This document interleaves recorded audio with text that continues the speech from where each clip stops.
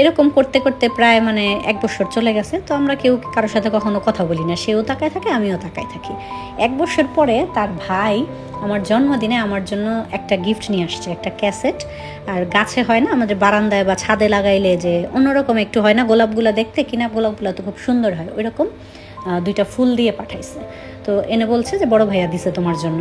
তো আমি তো আরও খুশি হয়ে গেছি, ওমা আমাকে কেউ গিফট দিতেছে। তা আমি তো সেটা রেখে দিছি, রেখে দিয়ে বাসায় গিয়ে ভাইয়াকে বলছে যে আমার এক ফ্রেন্ড দিছে আমার জন্মদিন উপলক্ষে।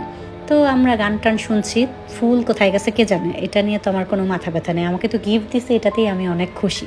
যাই হোক, এরপরে তার সাথে যখন আমার মানে সামনাসামনি দেখা হয়ে যায়, সে জিজ্ঞেস করে কেমন আছো, আমি বলি ভালো আছি, আপনি কেমন আছেন, মানে এতটুকু চলছিল, এর বাইরে আমাদের কখনো বিশেষ কোনো কথাবার্তা হয় না।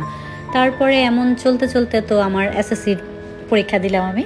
এসএসসি পরীক্ষা দেওয়ার পরে যে 3 মাসের যে ছুটিটা থাকে, তখন তো আমি বাসায় আর কতদিন থাকবো। তারপরে আম্মুরে বললাম, আম্মু পরে আমাকে আমার বড় বোনের শ্বশুর বাড়ি দিয়ে আসছে, যে আমার বড় আপুর বিয়ে হয়েছে গ্রামে, তো ওখানে গেলাম, গিয়ে ওইখানে খুব মানে বেড়াইতে গেছি। তো ওইখানে আমি 1.5 মাস পর থাইকা তারপর আসছি ওইখান থেকে।